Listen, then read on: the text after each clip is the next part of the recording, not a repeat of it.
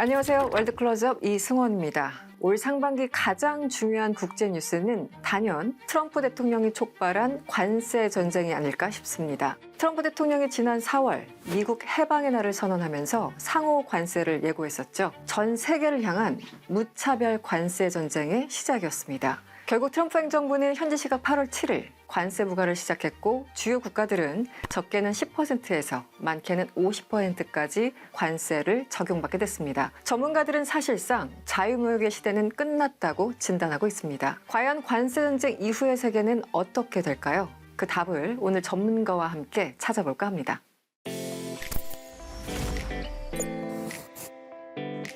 먼저 시청자 여러분께 자기소개 부탁드립니다. 네, 안녕하십니까. 저는 대외경제정책연구원 북미유럽팀에서 근무하고 있는 김혁중이라고 합니다.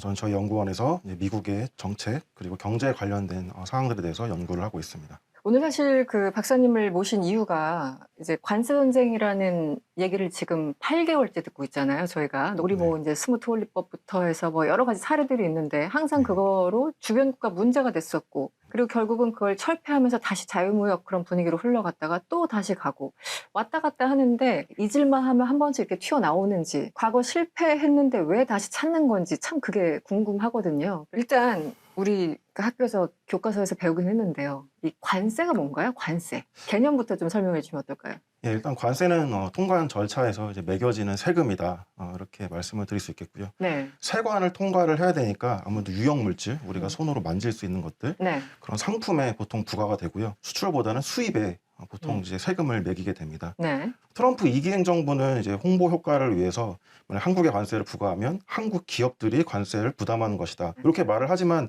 정확하지는 않은 것 같습니다. 이거는 이제 수입업자들 혹은 네. 미국의 시민들이 1차적으로 부담하는 것이다. 그래서 관세란 무엇인가? 관세는 수입품에 매겨지는 일종의 세금이고 그 나라 국민들이나 기업들이 부담하는 것이다. 이렇게 말씀을 드릴 수 있겠습니다. 지금도 그 부분에 대해서 좀 오해하시는 분들도 계시고, 그 미국 사람들한테도 물어보면 수출하는 사람들이 내는 거로 착각하는 경우가 많은데 정확하게 그거는 미국 내에 있는 수입업자가 부과를 하는 거죠, 기술적으로 보면. 네, 맞습니다. 네. 그리고 관세를 징수하면 이제 국세로 들어가는 것이고요. 네. 일반적인 개론으로 봤을 때 관세는 어떤 경우에 어떤 목적을 가지고 부과하게 되는 건지, 이제 예전에 보면은 신생 산업을 뭐 보호한다거나 아니면 그 나라에서 정말 중요하다고 생각하는 산업을 보호한다거나 이럴 때 예외적으로 관세를 부과한다, 이렇게 저희들은 이제 배웠거든요. 예. 그런데 요즘 보면은 이게 상당히 정치적으로 쓰이고 있다는 생각을 갖게 되거든요. 네. 관세 도입의 취지를 너무 잘 설명해 주신 것 같습니다. 네. 미국은 이 관세를 통한 어떤 보호무역주의, 이거를 그 국가 창설과 함께 같이 시행을 했었습니다. 그러니까 어떻게 보면 미국인의 DNA 속에 네. 관세를 통한 보호무역주의 정책이 있다. 이렇게 말씀을 드릴 수 있을 것 같습니다. 아, 1776년 이후에 관세가 네. DNA로 아예 그냥 박혀 있다. 예. 네. 건국을 하고 사실 그 조지 워싱턴 대통령은 1789년도에 임기를 시작했었고요. 미국의 첫 번째 관세법도 1789년도에 제정이 됩니다. 우리가 1789 관세법이라고 하고요. 거기 1조를 보시면 이제 이 관세 정책 도입의 그 배경이 나옵니다. 어떤 목적으로 하는 것인가. 그래서 크게 이제 두 가지를 얘기를 합니다. 네. 일단은 세금을 걷어서 연방정부 운영을 해야 되고 부채 상환도 해야 되고 이런 이슈가 있고요. 두 번째로는 그 국내 제조업을 보호하겠다라는 것도 목적에 들어가 있습니다. 그러니까 사실상 미국 정부가 처음 생겨날 때부터 이 관세를 걷었던 이유가 일단은 제조업을 보호를 해야 되고 동시에 정부를 운영을 해야 되니까 그 운영비를 충당하는 목적에서도 우리가 관세를 걷어갔다.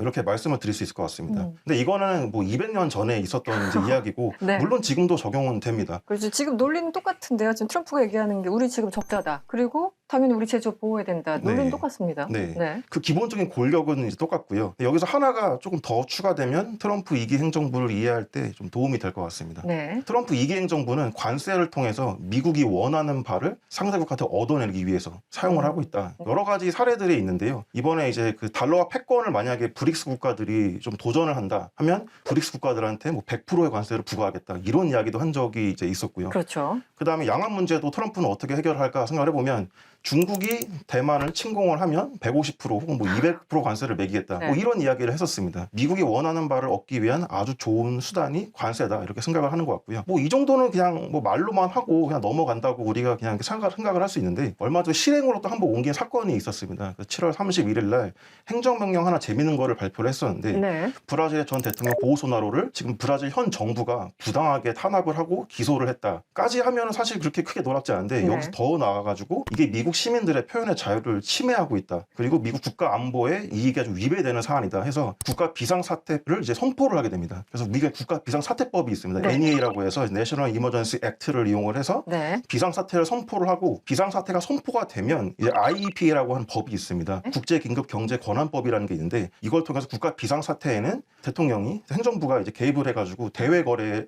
영향을 미칠 수가 있습니다. 그래서 이 법을 이용을 해가지고 이제 관세 조치를 브라질에 이제 50%를 매긴 네. 그런 사건도 있었습니다. 아니 전직 대통령 기소하는 거랑 네. 미국인들의 표현의 자유랑은 어떻게 연결되는 겁니까? 저도 이게 사실 그렇게 잘 연결이 되진 설명이- 않은데, 네. 근데 결국에는 이제 수단일 뿐이고요. 관세를 부과를 하고 싶었고, 마침 좋은 핑계거리가 있었고, 국가 비상사태도 어떻게 보면 수단으로서, 네. 관세를 부과하기 위한 수단으로서 선포가 되었다. 이렇게 이제 볼 수 있겠습니다. 원래적인 의미에서는 국가를 운영하기 위해서 세수가 필요하다. 그리고 네. 두 번째는 아까 말씀하신 한마디로 제적 보호를 위해서 필요하다. 이런 논리인데 이제는 굉장히 정치적인 맥락으로 쓰이는 거잖아요. 좀 시간이 걸릴 문제긴 하지만 지금 트럼프가 관세 전쟁을 벌이고 있잖아요. 네. 그런데 미국 기업이 네. 아 이거 우리 못 살겠다 해가지고 최근에 사실 소송 걸었지 않습니까? 네. 그래서 이게 지금 항소법원으로 넘어갔다고 하는데 그게 지금 말씀하신 그 IEPA법이죠. 네, 맞습니다. 트럼프가 지금 로직으로 삼고 있는 이 법에 대해서 과연 대통령이 이 권한을 행사할 수 있는지 그걸 지금 들여다보고 있는 겁니까? 네, 맞습니다. 그 IEPA로 이제 대통령한테 주어진 권한이 과연 어디까지 가느냐. 이게 문제인데요. 네. 사실 이 대외 거래에 개입한다라는 그 문장 자체가 뭐 네. 수입을 조절한다 이제 이런 문장도 있는데 이게 과연 어떻게 해석해야 되는지가 상당히 논란이 분분합니다. 네. 그래서 옛날에는 뭐 수출 통제 같은 것도 이 네. IPA 같은 걸로 우리가 조절을 했었고요. 여러 가지 지금 뭐 해외 투자 규제 같은 것도 다 IPA 근거에서 하고 있습니다. 워낙 이렇게 유용한 도구이긴 한데 관세만큼은 이게 좀 논란이 좀 있습니다. 왜냐하면 일단 미국 헌법에서 네. 세금을 부과하고 징수하는 것은 이제 의회의 어떤 고유 권한이라고 보시면 되고요. 그렇죠. 네. 의회에서 일부 권한을 대통령한테 이양을 하면 그때부터 대통령이 정책을 시행할 수 있는 겁니다. 과연 관세를 아무 때나 대통령이 시행할 수 있을까? 막 올리고 내릴 수 있을까? 이건 좀 제 생각엔 좀 어렵습니다. 왜냐하면 232조 같은 경우 뭐 국가 안보를 위해서 네. 301조 상대의 뭐 불공정한 행위를 시정하려고 네. 이런 어떤 특정한 목적이 있고 상황이 있어서 그때 관세를 부과하는 것이지 아무 때나 그냥 과연 대통령이 비상사태 그냥 막 선포하고 네. 행정명령으로 관세를 부과할 수 있는가? 이건 논란의 여지가 있어서 1심에서 일단은 연방정부가 패소를 했던 거고요. 항소법원 지금 넘어갔고 네. 연방대법원까지 가겠지만 저는 사실 이게 그렇게 중요하지는 않다고 봅니다. 연방정부가 만약에 최종적으로 패소를 했다고 쳐도 트럼프가 쓸 수 있는 카드가 너무 많습니다. 다른 법 조항들이 다른 법조항들이 네. 있습니다. 아직 안 쓴 것들도 있고요. 네. 그러니까 스무트 홀리법 같은 것도 보시면 그게 1930년도 관세법입니다. 근데 미국은 미국 법령집이라는 게 있어서 각 법령들을 다 체계적으로 정리를 해놓습니다. 근데 이 무역이나 관세에 관한 이 법령집을 보시면 1930년도 관세법, 스무트 홀리법의 일부가 아직 남아 있어요. 남아 있고 그 중에 338조가 네. 상대의 차별적인 조치 이런 것들에 대한 보복 관세를 매길 수 있게 하고 있습니다. 네. 물론 50%로 상한선이 있기는 합니다. 네. 상한선이 있긴 하지만 어차피 상호관세 같은 것도 뭐 브라질이 50% 정도 받는 그런 상황인데 그 정도까지는 어차피 지금 시행되고 있는 선에서 338조로 커버를 할 수 있습니다. 그래서 저는 사실 이게 뭐 IPA를 사용할 수 있냐 없냐 뭐 물론 중요한 이슈긴 한데 뭐 잠깐의 연방 정부가 타격은 받을 수 있겠지만 다른 대안이 있기 때문에 네. 좀 기대를 하면 안 될 것 같다. 네. 이런 생각을 개인적으로 하고 있습니다. 한마디로 트럼프 같은 경우는 뭐 행정명령 이런 걸 통해서 관세 전쟁을 벌이고 있는 거고 말씀하신 것처럼 연방 대법원에서 가서 정부가 패소하더라도 조항이 너무 많기 때문에 네. 앞으로 3년 반 동안 쓸 카드는 무한하다. 트럼프 입장에서는 네. 그렇게 보시는 거군요. 네, 저는 그렇게 보고 있습니다. 그러니까 최소한 3년 반 동안은 관세라는 그 무게를 우리가 어쨌든 견뎌야 되는 그런 상황이라고 일단 각오를 해야 되겠네요. 네, 그렇습니다. 네, 네. 이번에 트럼프 덕분에 이 역사 공부를 많이 하게 됐는데 네. 저도 그전에 스무트 홀리법이 있었지라고 그냥 기억만 하고 있다가 꽤 자세하게 읽게 됐어요. 여러 차례. 그 당시는 사실 1929년 대공황 바로 다음 해였잖아요. 네. 너무나 상황이 안 좋을 때 경제적으로나 아니면 뭐 지정학적으로나. 그런데 관세법까지 이제 도입이 되면서 나중에 사실 제 2차 세계대전 촉진제 중에 하나가 아니냐 이런 평가까지 받지 않습니까? 네.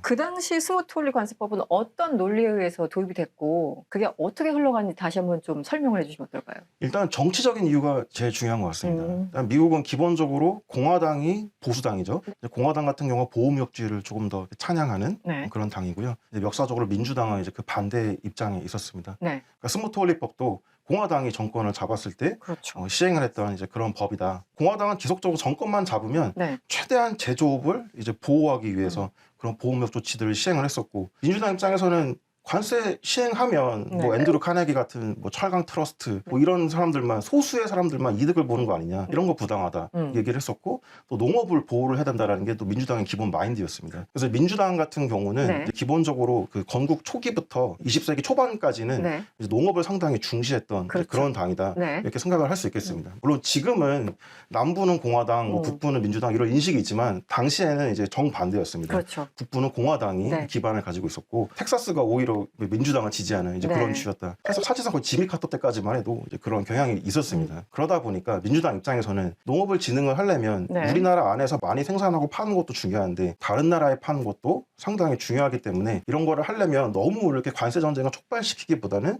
최대한 무역 자유화 쪽으로 가는 것이 더 유리하다. 이제 이런 생각을 가지고 있었습니다. 그러니까 스무트홀리법도 어떻게 보면 최대한 이제 제조업을 보호하기 위해서 시작했던 이제 그런 법이라고 말씀을 드릴 수 있고요. 네. 스무트홀리법은 사실 방금 말씀드린 일반론하고는 조금 더 다른 또 복잡한 어떤 배경이 있습니다. 그러니까 당시에 농산물 가격이 급격하게 이제 하락을 하던 그런 시기였었는데 이거를 이제 보전하기 위해서 또 일종의 관세를 도입한 그런 측면도 있습니다. 그래서 그렇게 하다 보니까 왜 농업만 도와주고 우리는 안 도와줘요? 하고 여러 네. 가지 협회들이 또 이제 들고 일어나면서 결국엔 이게 거의 눈더미처럼 이렇게 일이 커졌군요. 예, 점점 일이 커지다 보니까 네. 이제 거의 1900년대 거의 최악의 관세법이 제정이 되었다. 네. 그래서 결국은 이게 정권까지 바꾸게 되는 거 아닙니까? 이 예. 스무트홀리법 때문에 결국은 그 33년가 루즈벨트가 네. 대선에서 이기게 되는 게 이게 결정적이었다라는 분석이 있던데 어떻게 보세요? 맞습니다. 그러니까 네. 사실 그 대공황이 이미 터졌던 상황이고 이제 후보가 이제 이 관세법에 이제 사인을 하게 되는데 사인하기 전에 거의 뭐 1028명의 경제학자들이 들고 일어나서 반대를 합니다. 아니 경제가 파탄이 났는데 관세까지 시행하면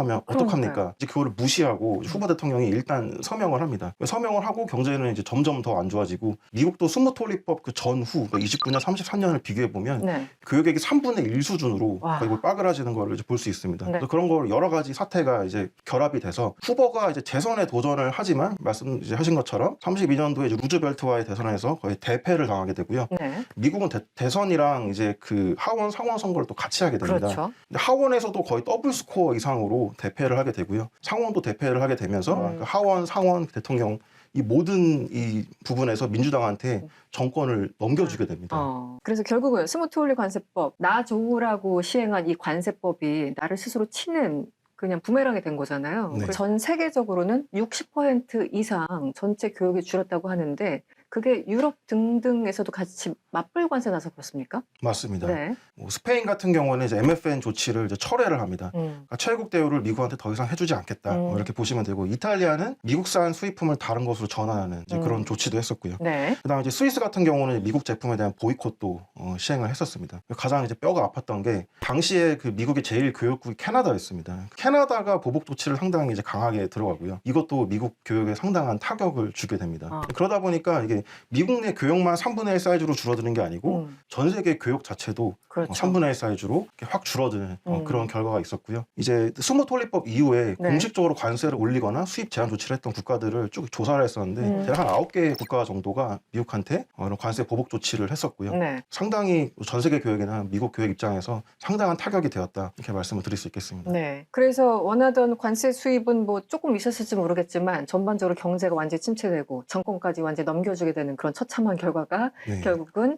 그 몇 년간 있었다. 당시도 그렇고 지금도 그렇고 이제 사람 사는 거 다 비슷하니까 네. 관세 이런 제도가 딱 도입이 되면 꼼수 같은 것도 많았을 것 같아요. 뭐 네. 품목 변경 약간 조정해가지고 품목을 변경한다거나 이런 거 있었을 것 같은데 소개해 주실 만한 사례가 혹시 있을까요? 미국이 다자무역주의로 이제 전환된 다음에도 사실 네. 관세를 낮았으니까 관세 전쟁이 없었을 것 같은데 그때도 이제 있었고요. 대표적으로 1961년도에 이제 치킨 전쟁이라는 게 이제 벌어집니다. 61년도에 이제 치킨 전쟁이 이제 벌어지는데 이제 선빵을 일단 유럽에 날렸습니다. 네. 미국산 닭이 너무 우리나라에 많이 들어온다. 이게 어. 불만이어서 독일과 프랑스를 중심으로 이제 유럽 경제 공동체가 미국의 치킨에 대한 어떤 수입 제한 조치를 이제 시행을 하게 됩니다. 그러니까 이제 미국은 처음에 외교적으로 잘 풀어보려고 했는데 네. 겨우 잘 안 됐습니다. 안 돼서 어디에 관세를 부과를 했냐면 트럭에다가 관세를 이제 부과를 하게 됩니다. 아, 치킨 받고 트럭이에요? 그렇습니다. 네. 당시 좀 복잡한 배경이 있는데 당시 이제 각트라고 해가지고 네. 이제 그 무역과 관세에 대한 어떤 이제 일반 협정이 있는데 거기서 보복 조치를 해도 된다. 해도 되는데 MFN 원칙을 지켜야 됩니다. 독일과 프랑스만 이렇게 핀포인트로 찝어서 보복하는 게 아니고 전 세계에다가 일종의 뭐 보복 관세를 매겨야 되는 그런 네. 규칙이 있습니다. 네. 그렇게 하다 보니까 이제 트럭을 잘 선정을 한 거죠. 유럽이 좀 강한 어떤 뭐 승용차나 이제 자동차 집중을 해서 일단 트럭에다가 25% 관세를 매겼고요. 네. 놀랍게도 이 관세가 아직까지 남아 있습니다. 아, 지금도요? 네, 그래서 픽업 트럭이나 이제 톤수마다 달라서 오. 관세가 매겨지지 않는 트럭도 있지만 네. 전반적으로 25% 관세가 매겨져 있고 이것 때문에 엄청난 꼼수 조치들이 많이 발생하게 됩니다. 어떤 게 있어요? 정말 상상하기도 어려운 조치들이 많았는데 네. 일단 가장 생각하기 쉬운 거는 핵심 부품만 다른 나라에서 만들고 미국에 가져와가지고 최소한의 아, 조립만 이렇게, 하면? 네, 조립만 하는 네. 이제 그런 식이 아마 가장 간단한 우회 조치가 될 것 같은데 그거 말고도 여러 가지가 있었습니다. 일단은 보시면 트럭은 앞좌석에만 이렇게 자리가 있고 네. 뒤에는 없지 않습니까? 네. 트럭 적재함이 있을 텐데 그렇죠. 그 적재함에 점프 시트라는 걸 설치를 합니다. 운전석이 앞을 보고 있으면 점프 시트는 뒤를 보는 식으로 네. 자리 두 개를 거기다 설치를 하는 겁니다. 네. 그럼 이게 승용차다 주장하는 거죠. 아, 그게 트럭이 아니다. 승용차라고? 예, 그렇게 해서 25% 아. 관세를 우회하기도 하고 심지어 미국 자동차 회사 이제 포드도 사실 이런 꼼수 행렬에 동참을 합니다. 그러니까 포드는 미국 회사이긴 하지만 터키에서 이제 벤을 만들고 있었고 네. 그 벤을 미국으로 수입해서 이제 팔아야 되는 그런 상황이었는데 그 벤을 어떻게 했냐면은 일단 벤 같은 경우는 앞에 이제 1열이 있고 뭐 2열이 있고 쭉 있지 않습니까? 그렇죠.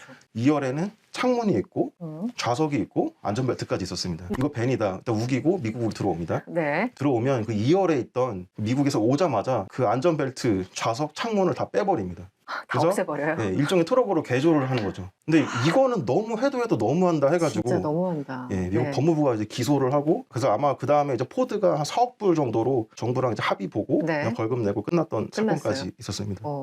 90년대부터 이제 세계화, 뭐 신자유주의 이런 단어를 좀 들은 것 같아요, 대학교 때. 그래서 결국 이제 자유무역 하자는 거지 않습니까? 네. 그런데 그게 사실 좋은 면만 있는 게 아니잖아요. 반대로 같으면 보호무역이 좋은 거냐? 아니, 지금 관세가 사실은 보호무역인데 이거 보면 또 아닌 것 같고 도대체 좋은 게 없어요. 이걸 어떻게 판단을 해야 될까요? 예, 일단 이 자유무역과 보호무역주의 어떤 대립 역사가 꽤 길고요. 네. 역사적으로 조금 더 지지를 먼저 받았던 거는 네. 이제 보호무역주의라고 말씀을 드릴 수 있겠습니다. 네. 현대 통상 이론에서 얘기하는 어떤 자유무역, 아니면 교육을 통한 이득 이런 것들은 상당히 나중에 나온 개념이다 이렇게 말씀을 드릴 수 있겠습니다. 네, 네. 일단 미국 기준으로 말씀을 드리면 네. 미국의 초대 재무부 장관 네. 1789 관세법이 있었을 때 네. 재무부 장관이 알렉산더 해밀턴이라는 분이었습니다. 네. 해밀턴이 그 미국 집회 얼굴 나오는 그분이시죠? 예, 그렇습니다. 이제 그분은 보호무역주의를 아주 강조했던 분이고 그분의 사상을 이제 집대성했던 보고서가 있습니다. 네. 미국 의회에 제출했던 제조업 보고서가 이제 있었고요. 크게 이제 뭐 4가지 정책을 이제 제시를 합니다.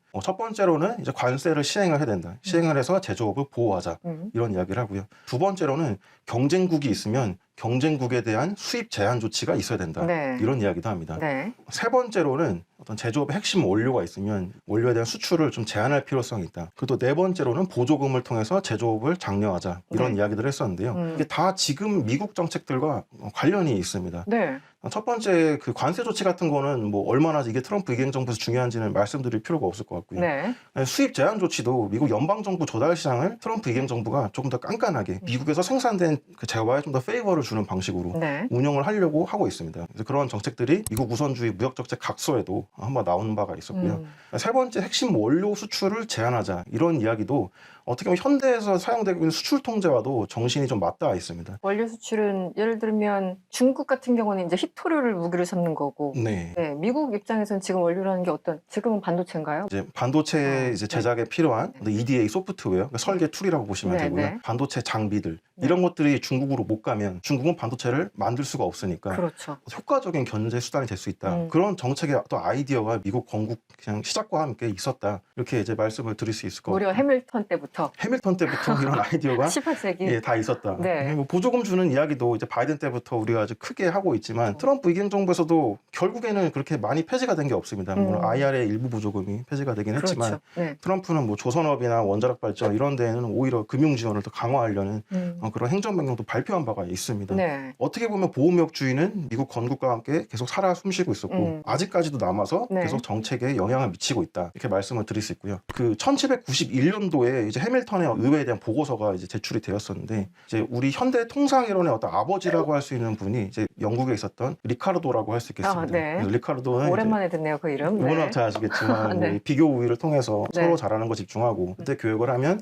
서로 이득을 볼 수 있다. 윈윈이다. 윈윈이다. 네. 뭐 이런 이야기를 이제 했었죠. 네. 근데 그 제조 보고서 발간될 때 그 네. 리카르도는 만 19세 청년에 불과했었습니다. 19세요? 예. 그러니까 그렇게 그 해밀턴의 보고서가 상당히 좀 아주 오래 전부터 있었던 거고 현대 통상 이론의 어떤 뭐 발족보다도 더 오래되었다. 네. 사실 중상주의까지 거슬러 올라가면 보호무역주의 정책의 역사는 아주 길다. 이렇게 말씀을 드릴 수 있고요. 네. 지금 이제 현대 경제학 이론들은 아까 말씀드린 이제 그 리카르도 네. 비교 우위 이론을 이제 근간으로 해서 이제 헥셔 올린이라는 또 모형이 이제 있었고요. 그것도 뭐 부존 자원의 차이가 비교 우위를 발생을 시키고 그래서 교역이 발생하면 서로에게 이득이 된다. 네. 이런 이론이 있었고요. 그 외에도 기라성 같은 페이퍼들이 있었습니다. 노벨상 탔던 뭐 크루그먼 같은 경우도 네네네. 1980년도 페이퍼가 또 아주 이제 기라성 같은 페이퍼고, 그렇죠. 그게 뭐 멜리츠 페이퍼도 2003년에 이제 있었는데 다 리카르도로 설명을 할 수는 없는데 새로운 어떤 교육을 통한 이득 이거 설명할 수 있는 채널이 있다.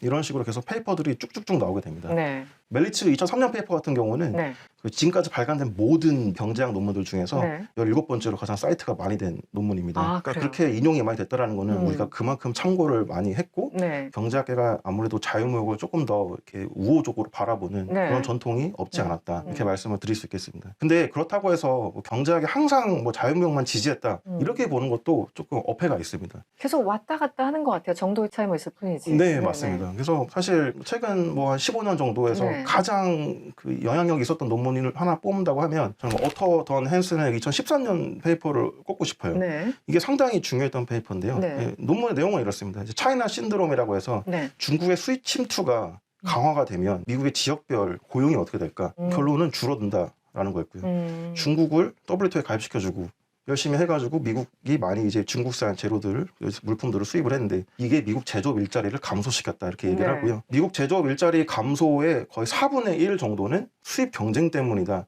이런 이야기까지 하게 됩니다. 이게 2013년도 페이퍼인데 트럼프가 그 301조 조치로 중국을 때리기 시작한 게 2017년입니다. 그래서 이때까지 상당히 중국에 대한 경계심을 높이는데 이 페이퍼가 기여하지 않았을까 이렇게 생각을 하고요. 또 트럼프 일기 행정부 때 이 무역 정책을 전체를 설계했던 어떤 마스터마인드가 있는데 라이트하이저라는 분이 있습니다. 미국 무역 대표부 대표였고 네. 이분이 사실상 거의 뭐 모든 무역 정책을 다 설계한 분처럼 우리가 이제 받아들이고 있는데 네. 이분도 되게 경제학을 싫어하세요.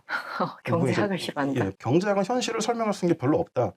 말씀하시면서도 그 오토 던 헨슨 2013년 페이퍼만큼은 자기 입맛에 맞게 네. 자주 사이트를 하셨고요. 그래서 그런 걸 보면 이렇게 현대 경제학 이론이 뭐 무조건 뭐 자유무역을 지지하는 그런 이론으로 볼 수도 있지만 그래도 이제 그 최근에는 좀 트렌드가 좀 바뀌고 있다. 근데 전반적으로는 이제 우리가 무조건 교육이 좋다라고 하는 시기에서는 좀 지나간 것 같습니다. 그러니까 경제학도 트렌드가 있는데 최근에는 조금 더 이렇게 국가 단위로만 보는 게 아니고 네. 지역 단위로도 많이 봅니다. 네. 그래서 뭐 공급망 단계별로도 이질성이 있을 거고 네네. 기업도 뭐 잘 나가는 기업, 잘 못 나가는 기업, 생산성이 높은 기업, 아닌 기업이 있듯이 다 이질성이 있고 소비자도 이질성이 있고 지역별로도 이질성이 있고 이질성을 많이 보는 게 최근 그 경제학의 트렌드라고 볼 수 있고요. 그러다 보니까 교육을 통한 어떤 이득도 네. 무조건 좋다 이건 아니고 네. 약간 이질성 때문에 어떤 사람은 손해를 보면 어떤 사람은 이득을 보고 이런 것들이 있다. 그래서 이런 것들을 인정하고 최대한 이런 것들을 최대한 많이 밝혀내는 게 최근 경제학의 트렌드다. 이렇게 보시면 되겠습니다. 그런데 마침 2013년 그때가 오바마 때잖아요. 오바마 1, 2기 뭐 전반적으로 그때 대중국 견제 정책이 본격화하던 시기고 중국에 대해서 지정학적으로 견제하고 경제적으로도 뭔가 약간 디커플링하고자 하는 그 시도가 있었는데 마침 그때 이게 약간 맞물렸네요. 그리고 마침 트럼프가 2017년부터 이제 대통령이 되니까 아, 잘 걸렸다. 그래, 네. 중국 견제 관세 25% 때려. 이렇게 되는 그런 흐름이 분명히 있었던 것 같습니다.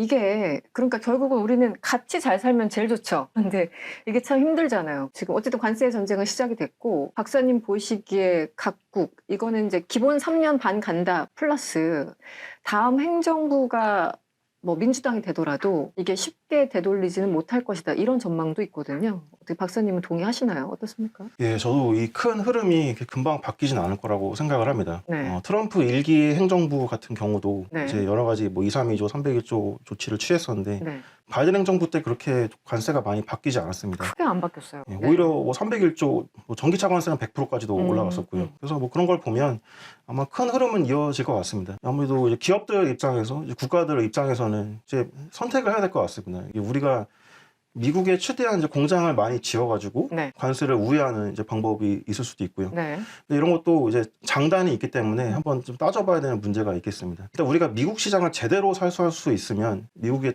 당장 들어가서 네. 공장을 짓고 그다음에 그 어떤 혜택을 누리는 것이 좋을 수도 있는데 또 최근에 그 트럼프 2기 행정부의 정책 방향을 좀 주의할 필요가 있습니다. 네. 트럼프 2기 행정부에서 이제 미국 우선주의 그 투자 정책 각서를 또 발표를 했습니다. 뭐라고 하냐면은 해외 투자를 유치를 하는데 만약에 규모가 이제 일정 수준 이상이면 패스트 트랙을 통해서 좀 빨리빨리 공장을 짓고 할 수 네. 있게 편의를 봐주는 그런 정책이 있었습니다. 네. 공짜가 아닙니다. 이거를 만약에 이 혜택을 누릴 경우에는 중국 견제 같은 것도 해당 그 기업이 동참을 해야 되는 그 전제 조건이 있군요. 그렇습니다. 네. 공짜가 아니다 보니까 앞으로 미국에서 투자를 하고 그 과실을 누릴 때 거기에 따르는 의무 같은 것도 같이 생길 수 있다. 이런 것들을 생각을 해봐야 되고요. 또 투자를 많이 해놓으면 어떻게 보면 미국에 또 볼모를 잡힐 수 있는 이제 그런 어떤 위험성도 있습니다. 네. 네. 우리 기업들이 나가버리면 그 기업들은 이제 미국의 통제하에 있기 때문에 미국의 뭐 해외 투자 규제, 수출 통제 이런 것도 다 따라야 될 의무가 생깁니다. 그런 것들도 적절히 우리가 좀 밸런스 있게 좀 고려를 해봐야 될 것 같고요. 동시에 또 이제 다른 국가와 연대가 상당히 중요해진 상황이 온 것 같습니다. 힘이 없으면 그렇죠. 결국 당할 수밖에 없습니다. 미국도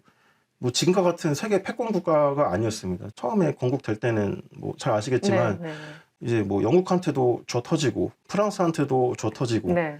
영국 같은 경우는 영프 전쟁이 있을 때 이제 미국 상선이 있으면 네. 영국은 쟤네 프랑스랑 놀고 있네 하면서 이제 미국 배를 납포하기도 하고 반대로 프랑스도 왜 쟤네 영국이랑 놀지 하면서 국가가 이제 해적질을 이제 그렇게 했던 네. 시기가 있었고 미국이 그냥 쥐어터지던 그런 시기가 있었습니다. 네. 근데 결국에는 미국도 이제 계속 제조업을 이제 증강화시키고 군사력을 쌓으면서 자기의 목소리를 낼 수 있었던 우리가 사실 그렇게 큰 나라는 아니지 않습니까? 네. 힘을 뭐 군사력을 통해서 쌓기는 상당히 좀 한계가 있을 것 같고요. 네. 공급망 상류에 대한 어떤 주도권을 가지는 게 상당히 중요한 것 같습니다. 이 그 알렉산더 해밀턴 정신으로 다시 돌아가 보면 관세를 매기자라는 이야기를 했지만 모든 품목에 다 매기자라고 하지는 않았습니다. 네. 핵심 원료, 그러니까 공급망 상류에 있는 품목에는 관세 부과에 좀 상당히 유보적이었습니다. 네. 상당히 상식적이죠. 네. 왜냐하면 원료가 있어야 생산을 하는데 원료가 비싸면 생산이 비효율적이니까 당연히 거기에는 관세를 부과하지 않는 게 좋을 것 같다. 그러니까 상류에서 어떤 주도권을 가지면 그 나라의 운신의 폭이 커진다.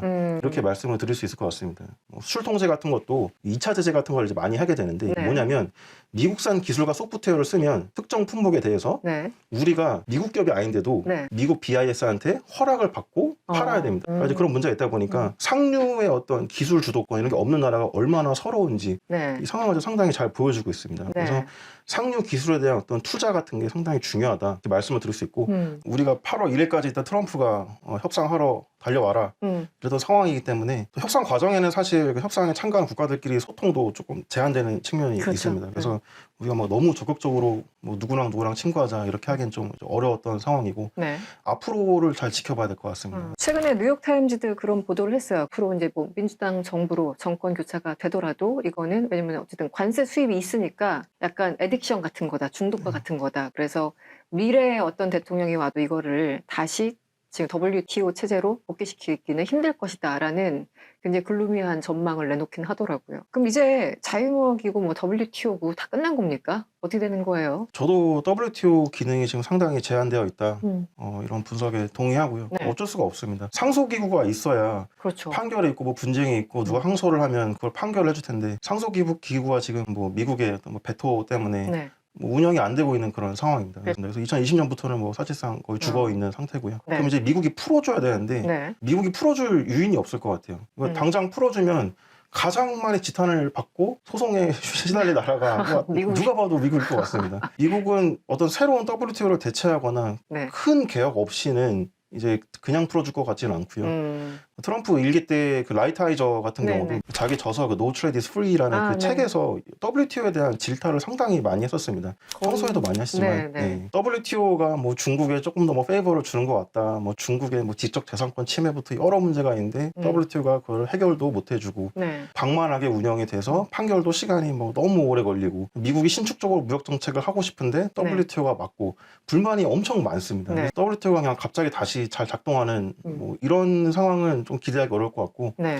차라리 그냥 미국 어떤 정권의 변화를 네. 기대하는 게 조금 더 현실적이지 않나 이렇게 생각하고 있습니다. 얼마 전에 한미 간에 다행히 어쨌든 관세 협상이 타결됐습니다. 물론 0%였던 게 15%로 올라간 거기 때문에 좋은 건 아니죠. 네. 그럼에도 불구하고 뭐 선방했다 이런 표현들이 나오는데요. 박사님 보시기에는 어떠세요? 이번에 한미 관세 협상? 저는 전반적으로 보면 제약 하에서는 우리가 최선의 결과를 이끌어냈다 이렇게 보고 있습니다. 네네. 일단은 뭐 상대 가격이 당연히 중요하겠죠. 네. 지금 우리의 교육 경쟁국들이라고 하면 뭐 중국은 말할 것도 없고요. 그다음에 뭐 EU, 일본 이런 국가들이랑 비교를 해야 할 텐데 그렇게 크게 나쁘지 않은 결과를 받은 것이 아닌가. 뭐 자동차 부분은 뭐 조금 이제 아쉬운 면이 있을 수도 있다고는 하지만 네. 그 외 나머지 부분은 그래도 뭐 괜찮게 잘 된 게 아닌가 이렇게 생각을 하고요. 또 이제 미국의 투자는 우리가 3,500억 달러. 네. 이것도 이제 상당히 이제 말이 많은데 일단 이렇게도 생각을 해볼 수 있을 것 같습니다. 어떻게 보면 우리가 새로운 사업 기회를 네. 찾기 위해서 미국으로 가는 거고 거기에 우리 정부가 일종의 이제 보조를 해주는 그런 형태가 될 것 같습니다. 네. 금융 지원 같은 것들을 통해서. 근데 이게 일반적인 상황에서 우리가 미국에 투자할 거고 우리 정부가 우리 기업들 금융 지원해서 나가겠습니다. 이렇게 하면 아마 미국 측에서 정신 나간 소리 하지 말라고 할 가능성이 높습니다. 네. 이거는 전형적인 역외보조금입니다. 아, 역외보조금 개념이군요. 예. 네. 그래서 어떻게 보면 아니 우리나라 와가지고 우리 기업들 다 몰아내고 하면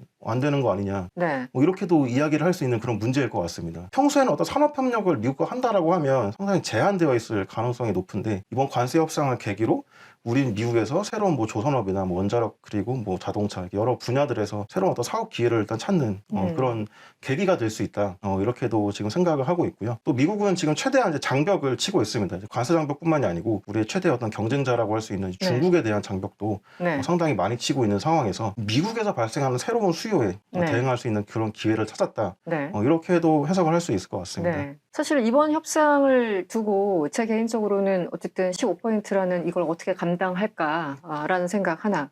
두 번째는 가장 더 큰 문제일 수 있는데 지금 우리나라 안에서 공장 짓고 일자리를 만들어야 되는데 왜냐면 우리나라도 실업률이 또 만만치 않잖아요. 네. 그리고 일자리 계속 창출해야 되는데 모든 기업들이 다 미국 가서 하면 여기 약간 그 소위 말하는 공동화 현상이 일어나는 게 아닌가. 우리 일자리는 누가 책임 지어주나 뭐 이런 걱정들을 하잖아요. 이 부분은 어떻게 보세요? 그런 산업도 있고 안 네. 그런 산업도 있는 것 같습니다. 그러니까 예를 들면 이제 지금 미국에서 조선업을 열심히 좀 해야 되는 네. 우리 측 이유를 생각을 해보면 네. 트럼프가 이제 해양 지배력 북구 행정명령도 내고 그다음에 또 301조 조치를 통해서 중국도 견제하고 전 세계를 견제하고 있습니다. 네. 요지는 뭐냐면 뭐 LNG선 같은 것도 앞으로는 수출 물량의 뭐 일정 부분은 미국에서 만든 배로만 운송을 해야 된다. 이런 조치들이 나오고 있습니다. 네. 그럼 미국에서 만든 LNG선이 우리는 필요합니다. 그런 걸 생각을 해보면 네. 어차피 기존에 한국에서 만들지 않았던 그런 종류의 수요가 미국에서 어떤 발생을 하게 되는 정책적으로 이제 이렇게 또 해석을 해볼 수 있겠고요. 네. 그럼 그럴 때는 우리가 미국에다가 공장을 짓고 미국에 이제 일자리를 창출한다고 해서 우리나라 일자리가 많이 줄어들까? 그거는 꼭 좀 그렇게만 보기 분리해서. 어려울 것 같습니다. 아. 배터리 같은 경우도 워낙 해외 생산을 많이 합니다. 이제 무겁고 운송할 때 위험하기도 하니까 네네. 뭐 폴란드나 뭐 그동안 유럽 국가에 많이 진출했었고요. 중국에도 진출했지만 또 새로운 시장에도 미국에서도 우리 배터리 3사가 열심히 투자를 하고 있는 그런 상황입니다. 어차피 우리나라의 공장들은 어떤 일종의 마더 팩토리 기능을 이제 하고 있고 네. 실질적인 생산은 이제 해외에서 많이 하기 때문에 그런 것도 생각을 해보면 이제 새로운 수요를 찾아서 투자를 확대하는 게 네. 반드시 우리나라의 어떤 일자리를 감소시킨다. 네. 이렇게 보기에는 좀 어려운 측면은 있을 것 같습니다. 저희가 무려 해밀턴부터 트럼프까지 200년 이상의 어떤 그 흐름 속에서 관세 전쟁이 왜 있었는지, 보호무역이 어떤 상황에서 가능했는지 뭐 이런 얘기를 했는데요. 최근에 그 미국 예일대였나 어디 보고서에서 연초에 한 2%대였던 관세가 이제 관세 전쟁으로 한 18%대로 이제 올라간다. 이렇게 보고를 했더라고요. 그 얘기는 앞으로 이제 인플레이션이 우려된다. 관세가 이제 부과가 됐는데 단기적인 효과와 장기적인 효과가 있을 겁니다. 단기는 당장 세수가 들어오니까 좋은 것 같지만 장기적으로 인플레이션 우려, 그리고 미국 국민들, 그 소비자들에 대한 부담 여러 가지가 있을 텐데 과거에 비춰봤을 때 장단기적으로 어떤 효과 혹은 영향이 있을까요? 저는 크게 이제 5단계로 나누어서 생각을 합니다. 초단기, 단기, 중기, 장기, 초단기 뭐 이렇게 볼 수 있을 것 같아요. 그러니까 초단기는 관세를 일단 발표를 했는데 시행은 안 한 그런 상태고요. 네. 단기는 관세를 일단 정책을 시행을 했습니다. 시행을 했는데 기업들이 바로바로 생산시설을 막 이전하고 공급망 조정을 할 수는 없으니까 그런 게 안 되는 시기를 이제 단기라고 보고요. 네. 중기는 단기적으로 정책이 시행이 되고 난 다음에 여러 가지 부작용이 생기니까 이거를 조정하는 조치들이 들어가게 됩니다. 일종의 튜닝 같은 건데요. 그걸 중기라고 볼 수 있을 것 같고 장기는 기업들이 공급망 조정까지 끝났을 때 초장기는 보호무역주의가 제대로 그럼 작동을 해서 미국이 원하는 바를 이루면 그 뒤의 세계는 어떻게 될까? 이렇게 생각을 해볼 수 있을 것 같아요. 네네. 초단기부터 이제 네. 말씀을 드리면 관세 정책이 만약에 발표가 됐는데 시행이 안 됐으면 수입업자 입장에서는 당연히 사재기를 많이 해가지고 축적을 하는 게 올바른 행동일 것 같습니다. 그렇죠. 301조 관세도 똑같았습니다. 이제 중국에 대해서 관세 조치를 이제 발표를 하니까 중국산 수입품이 오히려 초단기적으로 급격하게 증가하는 그렇죠. 이런 현상을 볼 수 있었고요. 뭐 이번에도 똑같았습니다. 이번 2025년 이제 1분기 미국 GDP가 마이너스 0.5%로 역성장을 했었는데 이 원인이 수입이 급격하게 증가해서입니다. 어떻게 보면 자꾸 트럼프가 관세 정책 시행한다 안 한다 시행한다 안 한다 자꾸 미루니까 지금이라도 그냥 많이 팔아놓자 이런 심리가 작용을 할 것 같습니다. 네. 그래서 초단기적으로는 아무래도 수입이 오히려 좀 늘어나는 이제 그런 현상이 있을 거고요. 자, 그러면 이제 시행이 됐다라고 치면 이제 단기적인 영향으로 넘어가게 될 텐데 단기적으로는 기업들이 제대로 대응하기가 어렵습니다. 네. 대체품을 발굴을 하거나 새로운 생산 시설을 짓거나 이런 식으로 대응을 해야 되는데 시간이 오래 걸리는 작업입니다. 그러다 보니까 여러 가지 혼란이 발생하게 됩니다. 관세 정책을 시행을 했는데 어떤 사람들은 갑자기 원재료 값이 너무 올라가서 네. 생산을 지속할 수가 없고 또 어떤 기업 입장에서는 경쟁자를 좀 쳐내주는 바람에 다행히 좀 생산에 도움이 될 수도 있고 여러 가지 현상이 좀 혼재하게 됩니다. 그럼 중기적으로 가면 어떤 그 관세 정책의 조정이 필요하다. 네. 있을 수밖에 없다. 그렇죠. 트럼프 때 232조 관세, 심지어 301조 관세도 시행하는 과정에서 관세 면제 절차가 있었습니다. 그러니까 수입 기업이 청원을 하면 232조 관세 같은 경우는 이건 국가 안보적으로 좀 중요하고 네. 미국 내 대체품이 없습니다. 그러니까 관세를 면제해 주십시오. 라고 신청을 하면 네. 그 당시에 승인율이 철강 같은 경우가 70% 정도로 기억을 하고요. 그러니까 어떻게 보면 이제 이스나 마나한 관세 정책이 되기도 했었는데 네. 일정 측면에서는 네. 제 생각에는 그나마 그런 게 있어서 미국 건설 시장이 그렇게 많이 좀 이렇게 붕괴되지 않았었고 네. 물가에 미치는 영향도 좀 최소화될 수 있지 않았을까 이렇게 생각을 하고요. 그때는 25%였는데 지금은 50%입니다. 심지어 철강 50%, 알루미늄 50%, 반도체 100% 하겠다 이런 얘기 하고 있는데 네. 그래서 반도체 관세 같은 것도 네. 상무부가 이제 코멘트를 취합을 했습니다. 기업들 의견들을 심지어 미국 기업들 뭐 인텔 비롯해가지고 네. 뭐 HP 뭐 여러 기업들이 뭐 마이크론도 포함해서 하나같이 관세 면제 절차가 필요합니다. 최대한 좀 몇 년간 좀 이렇게 점진적으로 시행하게 네. 해주십시오. 아. 아니면 최소한 관세를 냈으면 환급하는 절차를 네. 만들어 주십시오. 이런 이야기들을 하고 있습니다. 네. 그리고 미국 내에서 공급망을 완결성 갖추는 거는 절대 불가능하고 안 만드는 품목도 당장 미국에서 만들려면 10년 이상의 시간이 걸린다. 그렇죠. 이런 네. 이야기들을 다 하고 있습니다. 네. 그래서 트럼프 2기 행정부도 이거를 그냥 묵과할 수는 없을 것 같아요. 반도체 공장을 지으면 사실 건축비가 6이고 뭐 장비값이 4 정도 됩니다. 네. 거기에 만약에 관세가 100%가 정말 부과가 된다라고 하면 이거는 장비 구입비가 너무 급격하게 폭증을 하기 그렇죠. 때문에 네. 이거는 기업들이 감당을 할 수가 없을 것 같습니다. 그래서 일종의 관세 면제 절차 같은 것들을 통해서 조정하는 시기가 온다. 그 악명 높았던 맥킨리법 같은 경우도 네네. 시행되고 워낙 이제 그 폐해가 크다 보니까 네. 그런 것들을 이제 뒤집는 이제 민주당 정권에서 윌슨 고만법이 이제 있었고요. 1800년대 이후로 가장 길게 적용됐던 게 네. 딕리법입니다. 네. 그것도 이제 맥킨리가 대통령일 때 서명했던 이제 그 법인데요. 이제 시행은 이제 잘 됐는데 결국에는 또 문제들이 발생을 하게 됩니다. 이익이 소수한테 돌아간다 이런 문제들이 나오니까 네네. 공화당이 정권을 잡고 있었는데도 페인 올드리치법 같은 걸 통해서 약간 이제 관세가 너무 지나치게 높았던 거를 조정하려는 그런 노력들이 반드시 이제 나오게 되는 것 같습니다. 네네. 역사적으로도 그랬고 최근에도 그랬기 때문에 네. 아마 이번 관세 조치도 어느 정도의 좀 면제 절차, 조정 절차가 있을 것 같습니다. 장기적으로 가면 이제 기업들이 다 조정이 끝나고 그때는 이제 보호무역주의가 성공했는가 실패했는가 어떤 성적표가 나오게 될 것 좀 같습니다. 평가하는 시기. 네. 근데 이제 실패했던 산업정책, 보호무역 정책을 보면 그냥 갈라파고스처럼 그냥 우리 기업들을 보호만 하고 적절한 인센티브를 안 주고 네. 경쟁을 안 시켜서 오히려 도태돼 버리는 네. 그런 결과도 발생하게 됩니다. 아까 그 치킨 전쟁 이야기를 했었는데 그 치킨 전쟁을 통해서 이제 닭을 잃었지만 미국은 나름대로 트럭을 가져오려고 네. 이제 했었고요. 네. 어떻게 됐냐면은 미국의 이제 빅3 기업들, 뭐 GM, 뭐 포드 이제 이런 기업들 같은 경우도 픽업 트럭에 너무 특화해서 발전하는 그런 악영향이 있었습니다. 그러니까 세계 시장의 흐름은 그게 아니었는데 픽업 트럭에 좀 기형적으로 좀 이렇게 기대서 발전하는 그런 이제 현상이 이제 있었고 어떤 산업 정책은 성공하고 어떤 산업 정책은 실패를 하는데 그렇군요. 너무 이렇게 우리 막 약간 내 아이 막 내 새끼 이러면서 보호만 하면 그 산업은 크기 어렵다. 장기적으로 실패할 수도 있다. 고립되거나 퇴행되거나 뭐 이런 상황들. 성공을 하게 되면 이제 초장기로 넘어갈 것 같아요. 영국도 그렇고 미국도 그렇고 패권을 잡았고 네. 제조업 패권까지 잡아버리면 그 다음에는 갑자기 또 자유무역이 열사가 됩니다.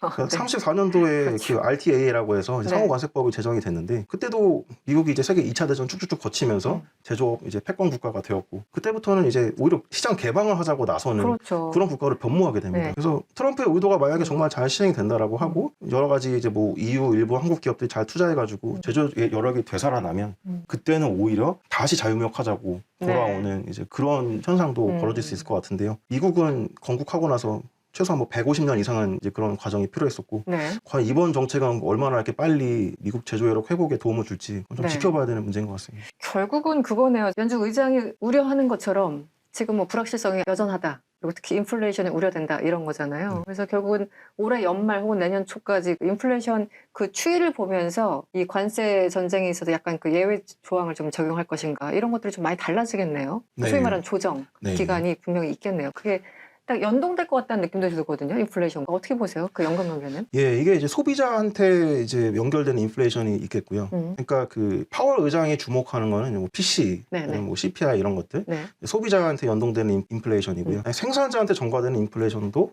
따로 생각을 해봐야 될 것 같아요. 그렇죠. 네. 그래서 일단 원재료값, 장비값이 너무 올라가면 이거는 이제 관세 면제 절차를 통해서 조정을 하는 것이고 소비자한테 이제 미치는 영향은 조금 더 장기적으로 나타날 가능성이 큽니다. 왜냐하면 이제 장비는 내가 당장 써야 되는 거니까 기업한테 바로 타격이 오는데 여러 가지 공정을 거치면서 네네. 제품이 만들어지면 누구는 일정의 그 관세를 부담을 하려고 할 것이고 네. 그래서 충격적 완화가 될 수는 있습니다. 그래서 그렇군요. 네. 최종 소비자한테 갈 때까지는 조금 이렇게 시간이 좀 필요할 수는 있다. 근데 일단 제 생각에는 이게 너무 전 세계적으로 관세를 이렇게 부과하다 보니까 네. 일반적으로 생각하는 우리 관세가 물가에 파급되는 그 시간보다는 좀 짧게 걸릴 것 같습니다.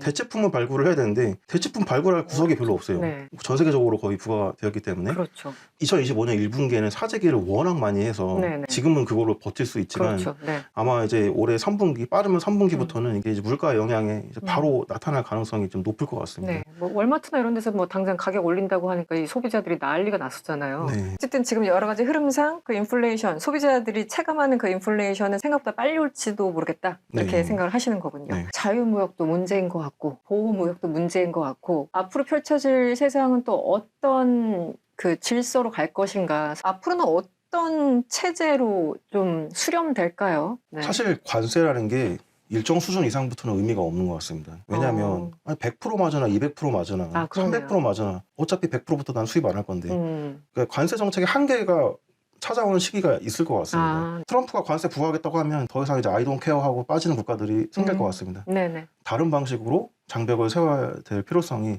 생길 것 같고요. 네. 다른 방식이라고 하면 이제 관세 외의 방식들이 될 텐데 네. 지금 중국에 가해지고 있는 여러 경제 견제 조치들을 보시면 정말 다양합니다. 반도체 수출 통제도 있고 뭐 해외 투자 규제도 뭐 인바운드, 아웃바운드로 가해지고 정보통신 서비스에 대한 ICTS 규제도 있고 중국산 그 물품에 대한 수입 제한 조치도 네. 지금 있고요. 그다음에 여러 가지 조치들이 뭐 일일이 열거하기 어려울 정도로 많이 이제 가해지고 있습니다. 네. 어떻게 보면 그런 게 더 관세보다 더 영향이 클 수 있다. 이렇게 저는 생각을 하고요. 네. 앞으로 이런 조치들을 이제 세계적으로 확장하는 시기들이 올 것 같습니다. 그러니까 반도체 수출 통제 같은 경우도 아까 말씀드리긴 했지만 미국산 특정 기술과 소프트웨어를 쓰면 네. 우리나라 기업들도 동참을 해야 되고 네. 이게 2차 제재식으로 점점 이렇게 발전이 될 수 있습니다. 그래서 해외 투자 규제 같은 것도 뭐 예를 들어서 중국을 단순히 견제하는 게 아니고 그러니까 중국으로부터 자본이 유입되는 걸 막고 네. 유출되는 걸 막는 수준을 넘어서 네. 중국이랑 친한 기업들한테까지도 이 규제가 번질 수 있는 이제 이런 이제 현상이 벌어질 수 있을 것 같고요. 그 외에도 그동안 이제 유형 물질에 가해지던 이런 관세 외에 이제 다른 방식들이 앞으로 트럼프 행정부에서 각광을 받지 않을까. 특히 또 이제 우리나라 기업들이 앞으로 이제 3,500억 달러 투자를 통해서 네. 이미 지금 미국에 많이 가 있지만 더 많이 갈 것 같습니다. 이런 기업들도 앞으로 이제 미국의 어떤 제재 같은 거나 규제 같은 거에 영향권에 더 많이 들어오게 될 텐데 그렇죠. 어떻게 보면 우리와 미국의 관세 협상은 끝났다라고 하지만 이제 시작인 것 같기도 합니다. 네, 앞으로 이거 네. 어떻게 잘 관리해서 우리 기업들이 어떻게 미국에서 좀 생산을 좀 잘할 수 있게 부당한 차별을 받지 않게 네. 관리해주는 이제 그런 것들이 이제 필요할 것 같습니다. 그래서 한마디로 말씀드리면 복잡한 세상이다. 관세 말고도 다른 것들이 워낙 많이 들어와서 새로운 체제를 이뤄갈 것이고 네. 우리 기업들도 거기서 부당한 차별을 받지 않게 관리하는 게 중요하다. 네. 오늘 해밀턴부터 트럼프까지 이 미국 역사에 켜켜이 박혀 있는 이 관세 DNA에 대해서 말씀을 아주 재밌게 잘 들었습니다. 대외경제정책연구소 김혁중 연구원님과 함께했습니다. 오늘 말씀 고맙습니다. 감사합니다.